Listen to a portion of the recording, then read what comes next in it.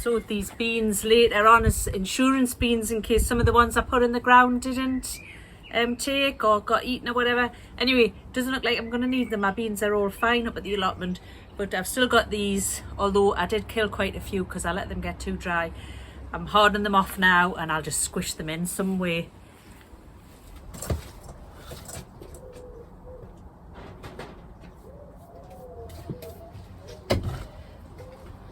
Well, I've kind of reached that stage now where most of my stuff's in the ground at the allotment, and I think it's like a catch-up time. I feel like I've neglected so many things. Point in case, look at these tomatoes. They're grown really well. They're a variety called Mascotka. They're a tumbling variety, so I wasn't going to bother staking them, but they're all so tangled up and such a mess, and I haven't looked at them at all. I think I'm going to have to try and stake them today, or do what I can to try and support them a little bit. But they are doing really well. I'm really pleased with them. They've got masses of flowers on, and I've even seen a little tomato somewhere, so I'm going to have to start feeding them, I think. Well, it's going to be a little bit more difficult than I anticipated. The greenhouse just isn't tall enough to put stakes in these pots, so I've put that one at an angle. I'm just going to have to see what I can do just to tidy them up a bit, because when I'm trying to get in to water them, you kind of end up pulling them about and pulling the leaves and stuff, you know. So if I can get them a little bit more tidy and a little bit more separate. There's one, and all you tomato experts will probably be horrified.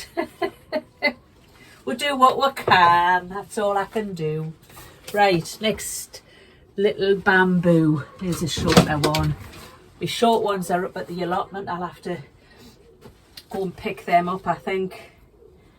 Let's try this. I'm just putting it in at an angle just to get it up a little bit.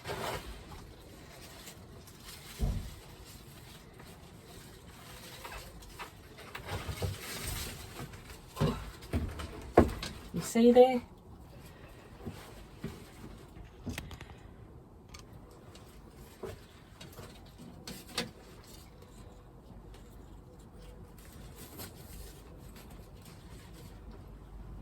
That's a bit better. There's my string. As you can see, I'm totally organised as usual. There you go, nice new ball of string.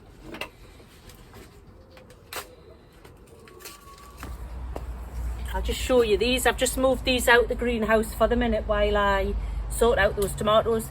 These are the chilies that I put in this year. I've never grown chilies before. This is a variety called Nigel's Outdoor Chili from Real Seeds. I'm not going to grow them outdoors, I'm going to grow them in the greenhouse.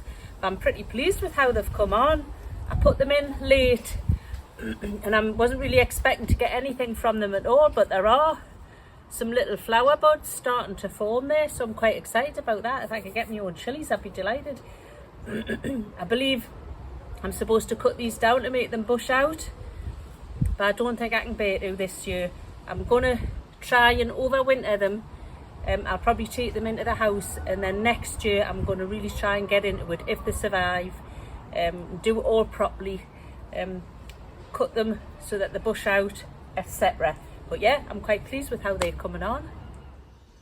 Well, I've managed to stake most of them. Probably just looks still like a tangled mess, and it is really, but they're propped up a little bit more. It'll be easy to get into water them and see what I'm doing. So that's one good job done.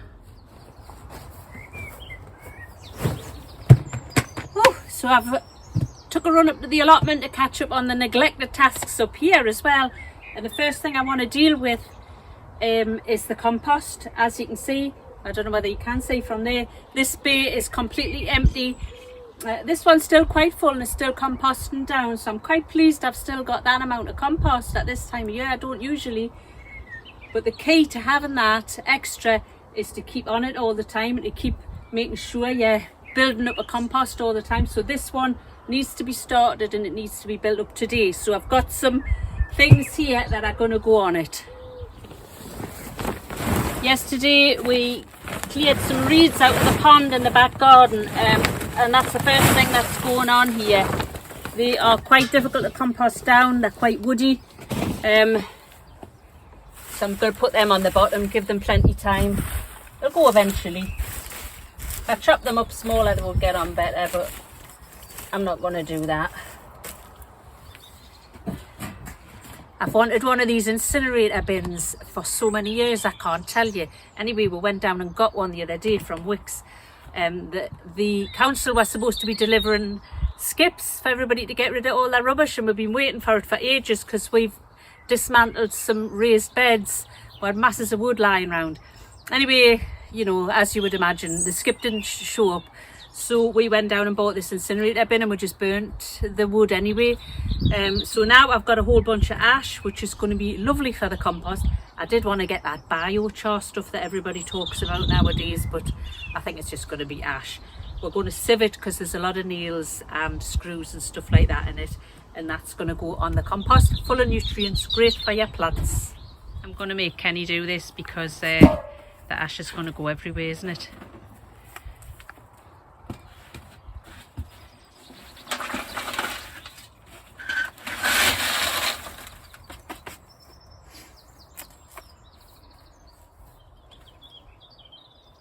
Should maybe damp it down before we did it with water.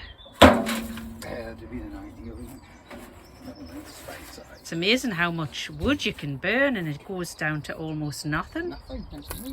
Incredible. There was loads, wasn't there? Masses. It took us three different sessions on 3 different days to burn it.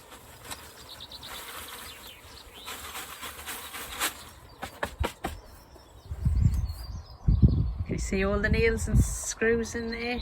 You'd be able to start a hardware shop with all of that. Amazing.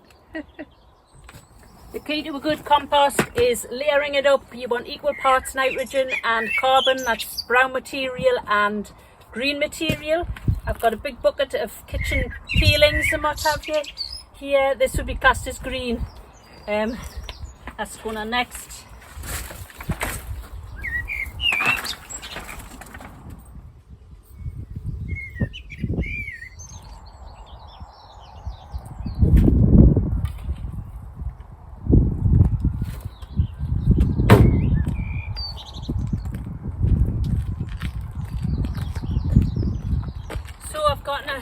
Half barrow of wood chips there, they'll go on as well. They'll be the brown material.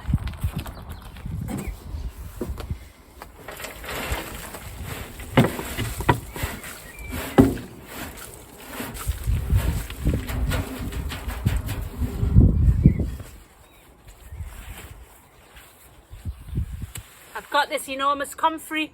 It's getting far too big. It's in the way of everything, and I want it for my compost. Now, it might seem brutal to chop the whole thing down, but in actual fact you can do this 2 or even sometimes 3 times a year. Cut it right down and the whole thing will grow up again. It is flowering and the bees do love it, but I've got a lot of other flowering plants in my allotment for the bees, and doing it this way actually prolongs the flowering time, because I'm going to cut it all back now and it's going to put up a whole new set of flowers when it comes back up again later in the season. So it's coming down.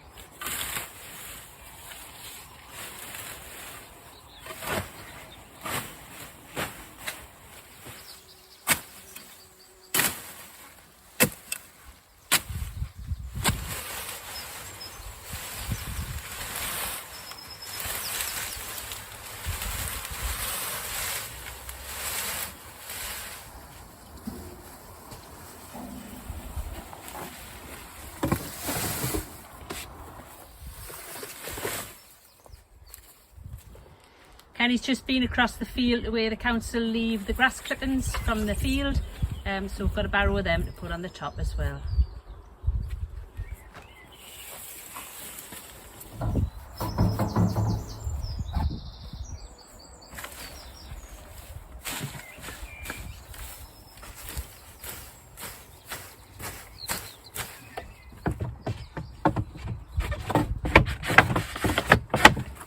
Well, as you see, it certainly isn't full just yet, but it's a start. It's about halfway full.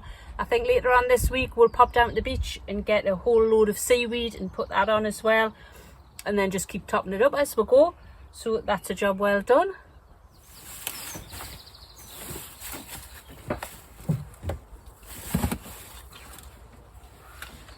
Whew. Oh, this is something I've been meaning to look at for ages now. In this water butt, I've got some liquid fertiliser that I made. But the story behind it is I made it last year. I put in seaweed and comfrey into some tights and put them in and put the water in and, you know, topped it up, hoping for a lovely rich feed.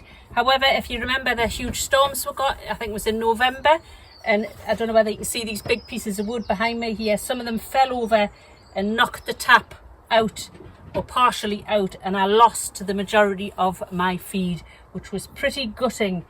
However, I managed to knock it back in and I just topped it back up again. I just thought, well, whatever's left in there to soak out, I'll get. So I'm not sure what it'll be like, and I'm just going to see if I can get any out. But actually, when I look at it, I don't know whether this tap's going to be usable. And the tap has snapped off, so I can't get it. Actually, that's the tap there. Just found it in the dirt. Yeah, that went on. Anyway, I don't know how this is going to work. Oh, there we go, it's turning.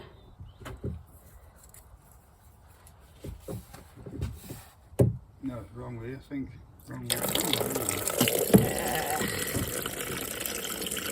Well, the colour of that's not great, is it? It should be a really dark brown, or a rich brown at any rate.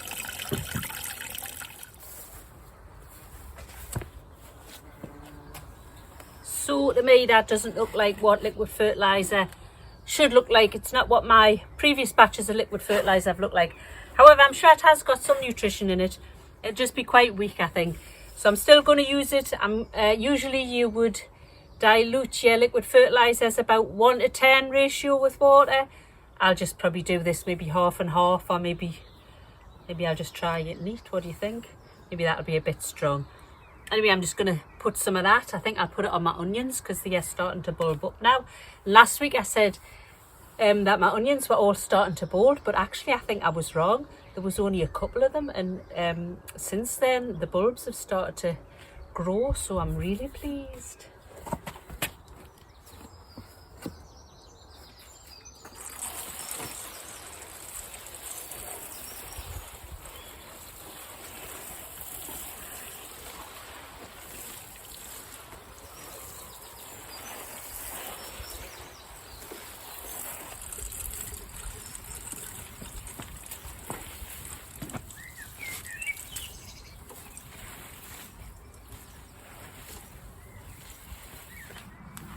I just thought I'd show you this. I think it's really interesting. These are the troughs that are outside the allotment gate. They belong to us. And I planted a rose in here a while ago, 2-3 years ago. It's just a rose from B&Q, a climbing rose. But what has happened since I planted it, it's kind of split off into 2 different types of rose. So we've got like a cultivated style of rose with the normal style of leaves that you would expect, and then also like a wild rose. So I've got 2 types of flowers on. I've got a lovely yellow flower, but then also the kind of, I don't know whether you can see that, like a dog rose, a wild pink dog rose there. I think what's happened is I've either planted it too deep or too shallow. I cannot figure it out, and it's something to do with the rootstock, and it's split off into 2 different plants. But I love it. I think it's gorgeous and the scent's beautiful. Alright, I think that's enough catching up for one day. Thank you for joining me, and I'll catch you on the next one. Bye for now.